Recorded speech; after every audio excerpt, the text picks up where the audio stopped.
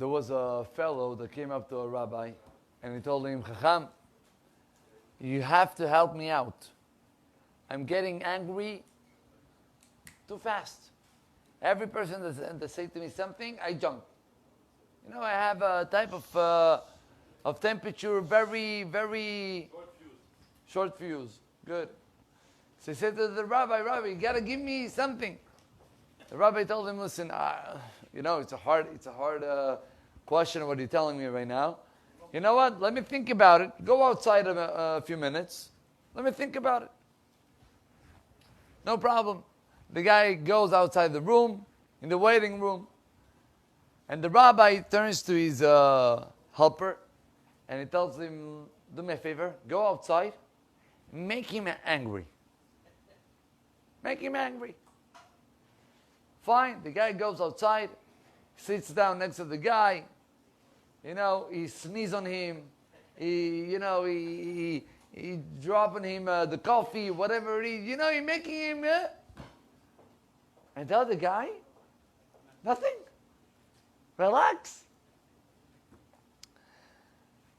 The helper continues all type of ways to get him angry. Doesn't work. 10 minutes, 15 minutes. He says to him all type of things. And the other guy is relaxed, calm, with a smile. The helper goes back to the rabbi. He tells him, listen, Rabbi, I don't know what he wants. The guy is so calm. Alvay alay. The rabbi calls him up.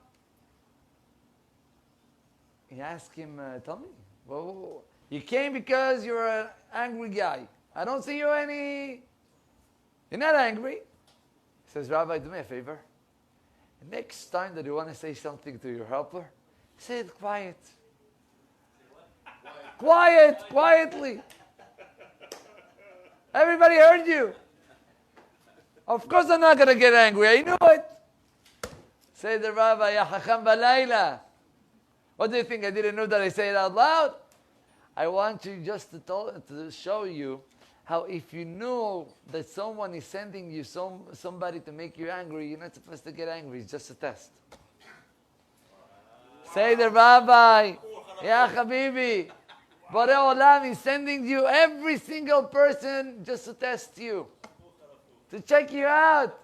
You're getting angry, you're not getting angry. Nachon or no nachon? So that's the point. The point is to know that all what's happening in my life is being sent by Borei Olam. Straight up. And HaKadosh Baruch Hu is putting you all type of the scenario. Sometimes it's your wife. Sometimes are your children. Most of the times it's the mother-in-law. Habibi, mother-in-law is the mother. The mother-in-law, whatever it is. You have all type of people. And HaKadosh Baruch Hu is sending you messages. I want to test you. Show me that he can. I know that he can. That's the big difference. From where the anger comes. Let me tell you something that I experienced it recently. There was a guy, he came up and he told me, Rabbi, there was a raffle. There was a raffle that they made. One of the institutions, they made a raffle. And after the raffle, the institution sent up an email to all the people of that raffle to show who won the prizes, the different prizes that they raffled. I don't think it's something good, to send up the names to everybody. It's just making ayin hara. But anyway, that's what they did. They send up the emails, and this guy tells me, Rabbi, I got 2 friends that won the raffle. It's a whole list of 20 people. I got 2 friends that got the raffle. One of the friends passed throughout a very difficult moment. He said, when I saw the name, I said, you know what? Magialo. I deserve it. Such a guy, he suffered hazid. Finally, he got something for him. You know what? Enjoy from it. He said, I continue looking at the list, and I see the other guy. Another friend of him. It's a friend. It's not an enemy. It's a friend. And he sees that the guy got one of the prizes. He said, Rabbi, I want to be honest. He pinched me. I said, I also play in the raffle. So I'm happy. Okay, very nice that he won. But inside me, I wanted to get the prize. And he said he started to think why. By the guy that had the issue throughout the year and he got one of the prizes, didn't even bother him. He was happy for him. And by the other guy, he's bothered. Why? Rabotai, this concept applies to each one of us. Every single one of us have those moments of jealousy, small jealousy. I'm not talking about, I wish, no.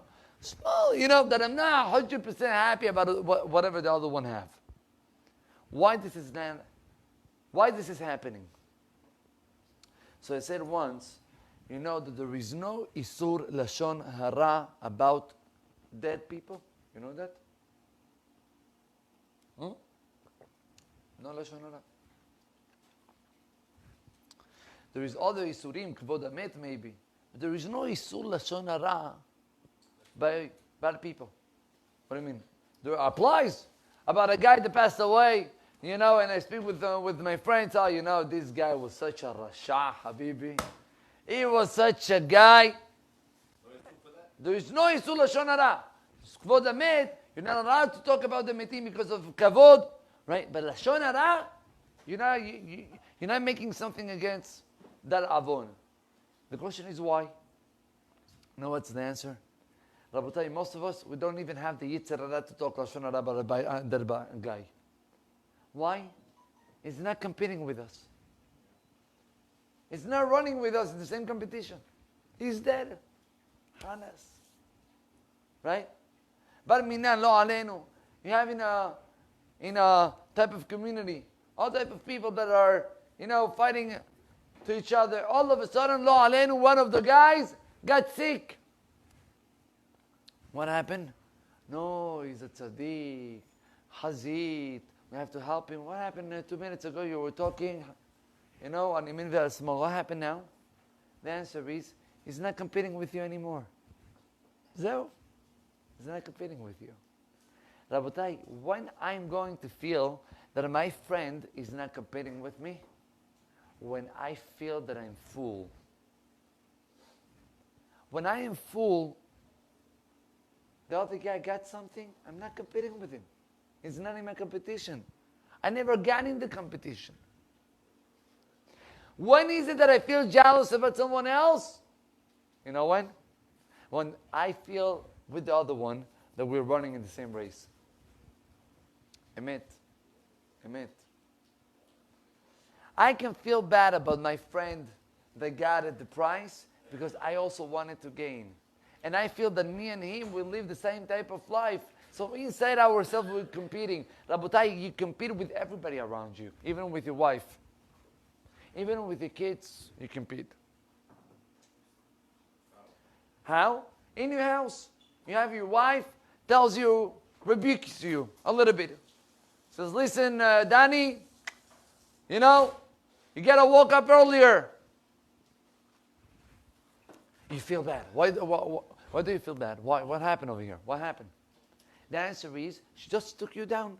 Now you are lower than her. Because you're competing.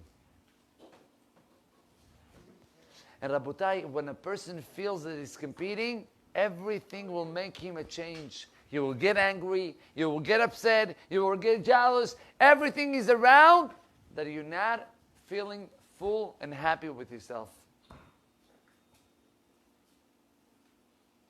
So I think I told you that. There was a guy that came up to the rabbi. I think I told you that yesterday. The guy that called up the rabbi and he told him, Rabbi, I have an isayon about doing an aveda. You remember? And I told you. And the rabbi said, and the guy asked the rabbi, Rabbi, if I control myself, what will God give me? And the rabbi told him, God is not going to give you anything. The question is, what are you going to give to God? Rabotai, when I'm trying to rebuke someone, I don't know if you realize, when do you feel hurt about the rebuke of someone else? When? When the guy that told you whatever he told you He said something that is true. Right? If you're going to tell me, oh, how short you are, I'm going to laugh. Listen, Rabbi, I have extra if you want some. Okay? Why? Whatever you're telling me doesn't apply to me. I'm not in that race. I'm not there. It's like you're driving normally, then all of a sudden there is a guy, starts to honk and he cuts you and he's cursing you from the window. Look at the guy Majroon, Hazid. Well, I'm driving normal, the guy is crazy, go. When is it that I feel bad about what other people are telling me? When it's true. So number one, Rabotai, be careful not to compete with people. Feel full with whatever you have. Whatever Borei Olam gave you is the maximum best for you, is all the good. You have nothing to compete with others. That's number one. Number two, we have to learn how to get a rebuke. And let me tell you the following story.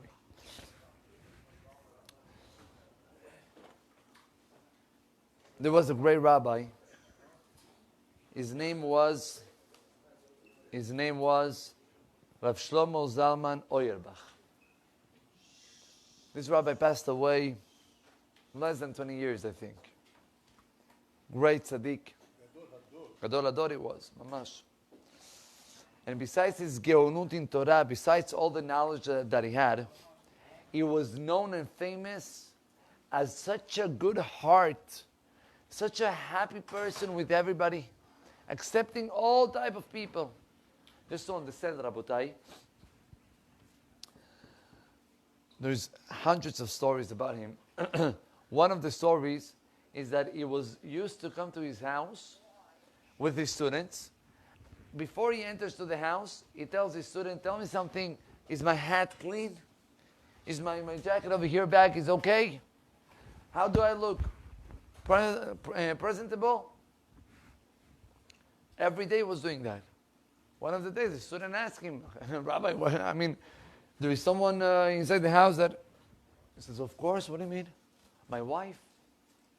Rabbi, he was 80 years old. Every single day, before coming inside the house, he was arranging himself. Another one.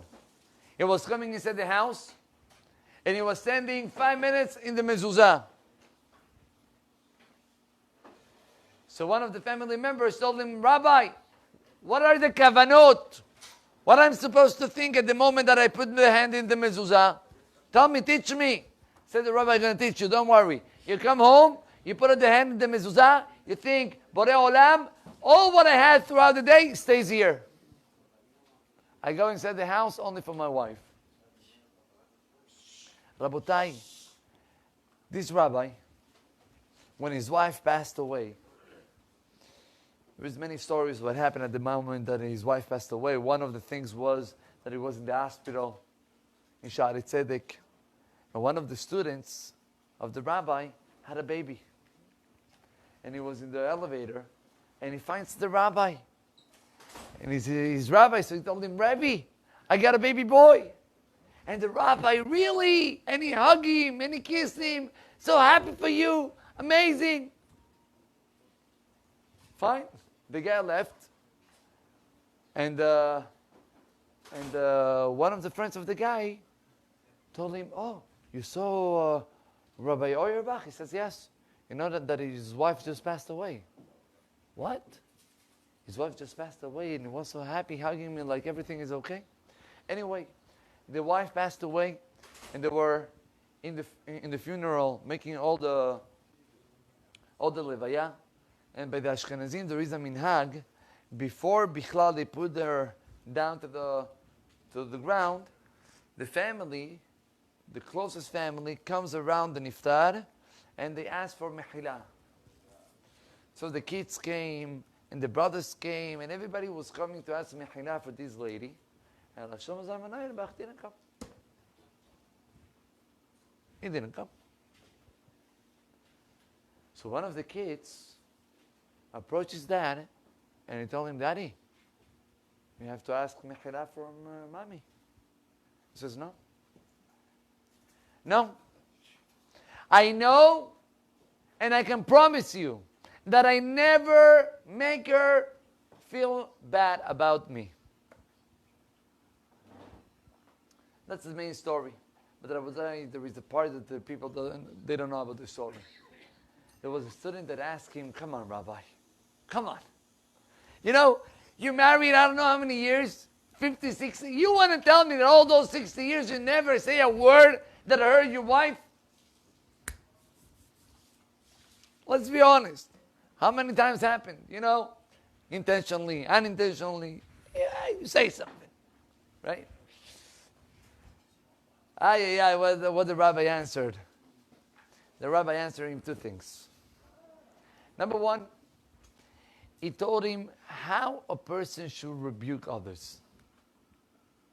How are we supposed to rebuke? Like I said before, when I rebuke something, when I want to rebuke you, it's because whatever I'm about to say is true. Right? Automatically, at the moment that I tell you, listen, Shmuley, you're not good in this, automatically it becomes a wall. You tell me that I'm not good? You're not good. How can I prevent this type of reaction? Shlomo Zalman Auerbach explains that there is one way. By the way, I'm just opening a small parenthesis. Rabotai, oy va'avoy, couples that thinks that by keeping it quiet and swallowing the problems, they're going to get shalom bayit. That's wrong. It's wrong. You have a problem, even if you swallow it, in a moment you're going to explode. That's not shalom bayit. And when he explodes even worse. There is something that bothers, you have to say it. The question is, how are you going to say it? And here comes Shlomo Zalman Auerbach, and he explained what he used to do. And I'm talking about the most pinchy things. You know, a guy came once to me and told me, Rabbi, one thing you can never say to your wife. What? Honey, you need a diet. You're not going to sleep in the house at night. Right? The question is, but it bothers me. Bothers me. She eats, mashallah. You know, give it a break. Bothers me. So what? I'm going to swallow it? It's going to explode. How am I going to be able to say to my wife something that bothers me? And I'm saying wife because we're all men over here. Same thing is the opposite. By the way, things that men cannot stand when the wife tells him is that you're doing nothing. Stop doing nothing. Right? You feel bad. Why do you feel bad? Because we know, a rabbi once explained, in the mind of the woman, if we were able to open up the mind, you will see a lot of chutim, how you say, strings, huh? Wires, all around. The one is connected to the other one. By a man, you try to open up the mind, what do you see? Blocks. Yeah, boxes. All type of, there is one box that it's called nothing. Nothing. Your wife asks you, no, Rafi? What are you thinking? Nothing. Just sit down on the couch and you think about nothing.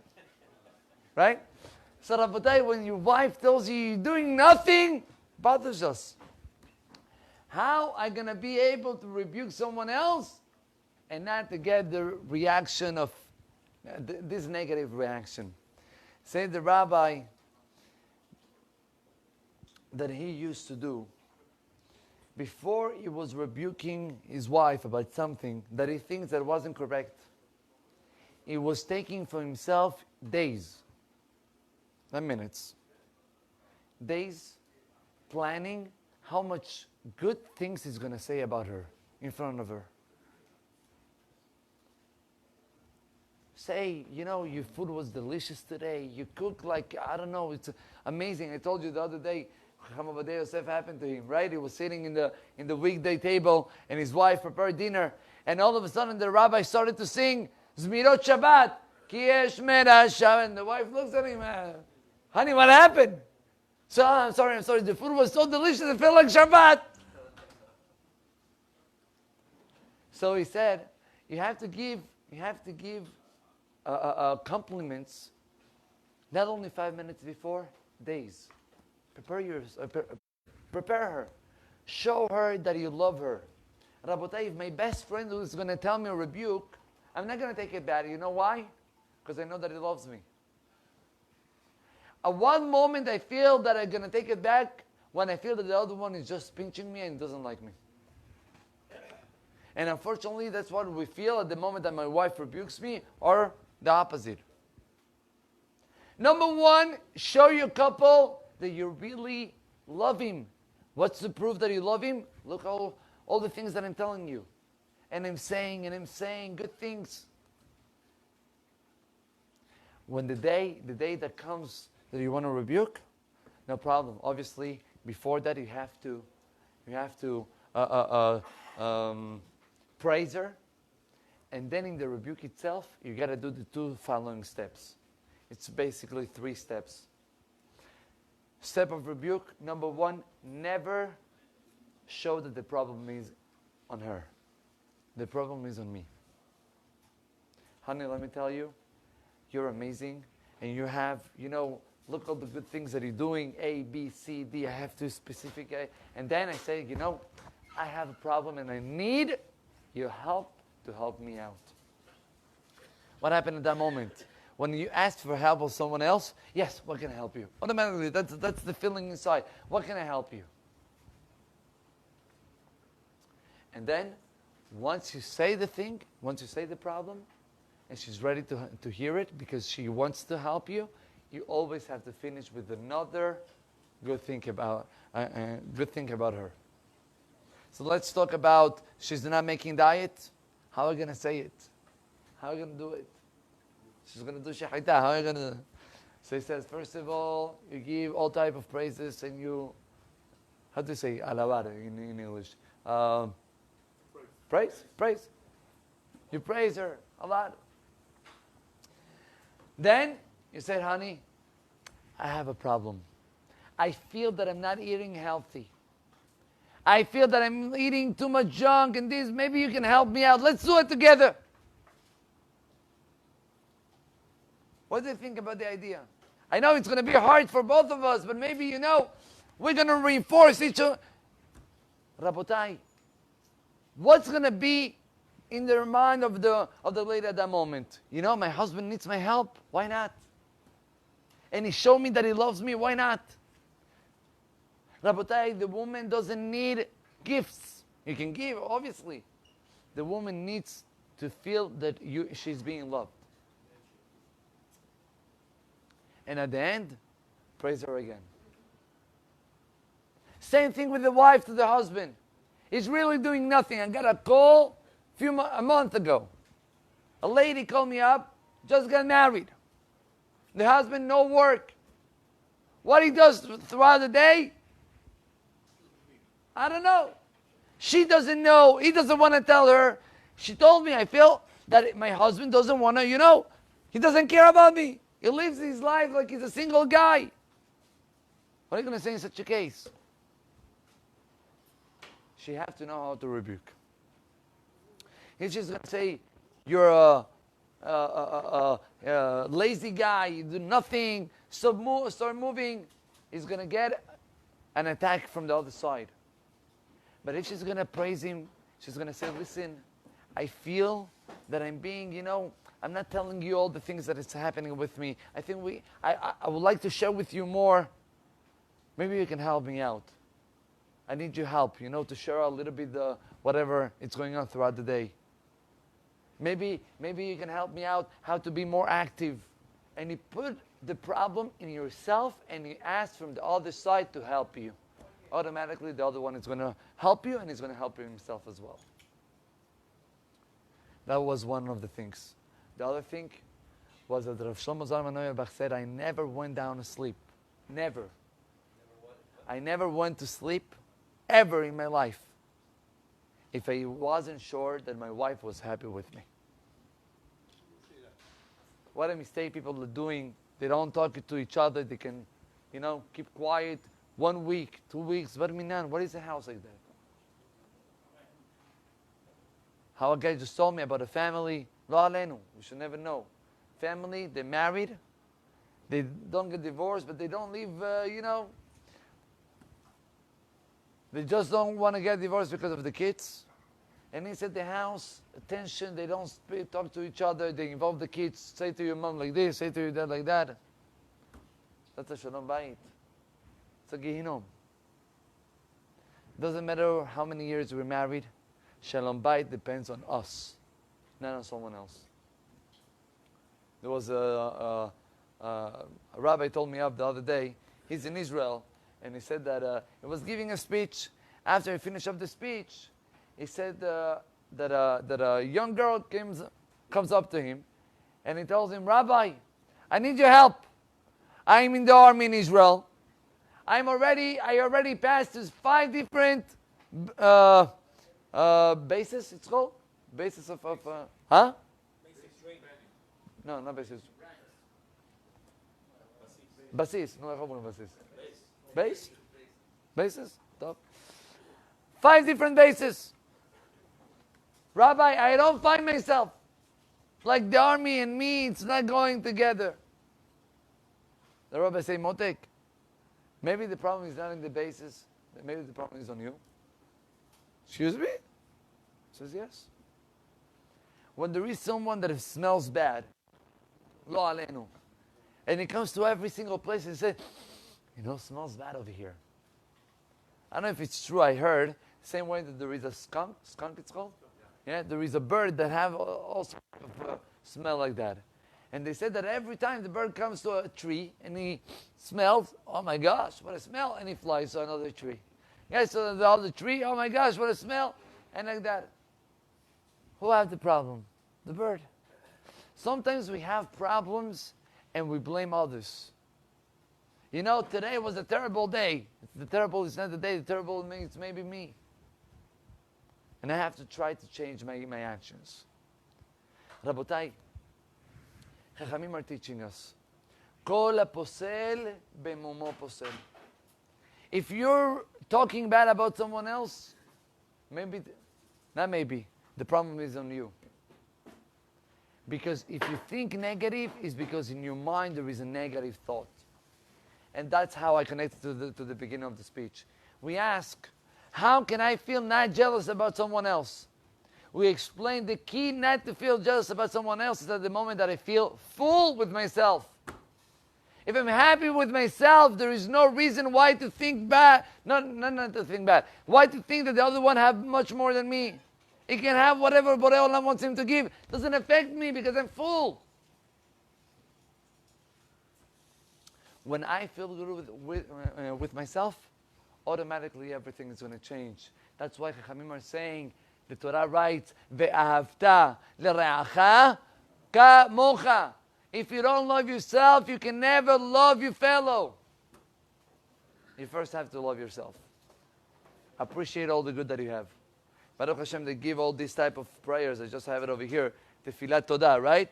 What are we saying over here? Borei Olam, how many good things you give me? Hasadim. Elef alfer, how do you say nishmat? ורוב ריבי רבבות פעמים הטובות, ניסים ונפלאות שעשית עמנו ועם אבותינו. To appreciate. Once you appreciate, automatically, all the things, all the anger, jealousy, kinah, ta'ava, kavod, all the things are going to go out. Let me just finish. Why not? Yeah. Let me just finish.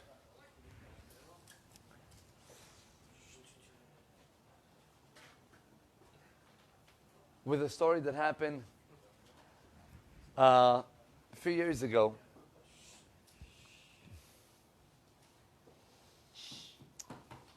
There was a guy that was looking to get married. Baruch Hashem. Finally, he started to date a girl. Things were going very well, very well.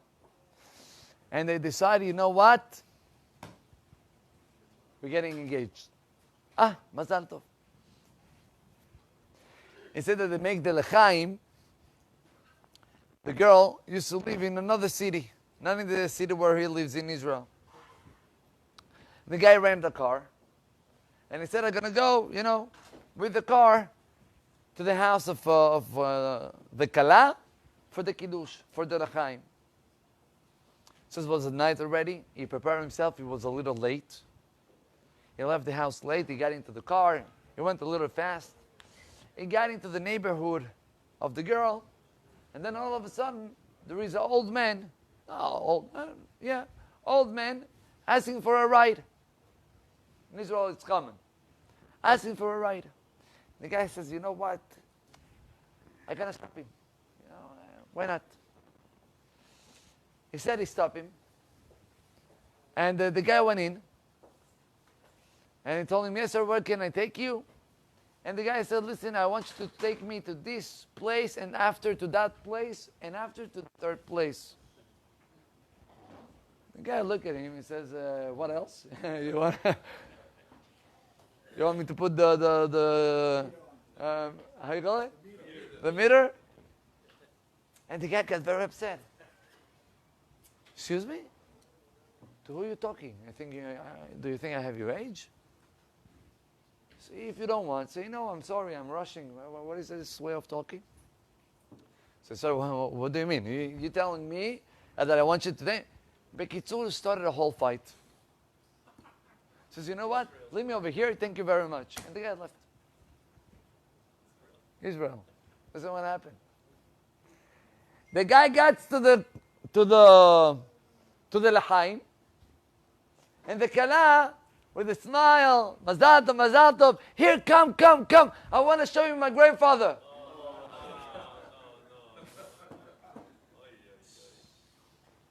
Rabotai, the shidduch went down. Shidduch went down. I promise you that if the guy will knew, before he took this guy, that he is the grandfather of the girl, he will kiss him, he will take him to Jamaica. I don't know where. Yeah. Oh, whatever you want, Habibi. What happened over here? Oh, it's not your interest. Rabotai, when I feel that whatever Borei Olam is putting in front of my way is for my own benefit, is my interest, automatically I'm going to act differently. That's the test. If we understand that Borei Olam is challenging us every single minute. You understand? Just, a guy came up and he said that a little bit similar story. He said that he was in Sheva Berachot. I'm sorry. He was traveling from Israel to South Africa for a business, and he said that before he traveled, he got a shidduch for his daughter.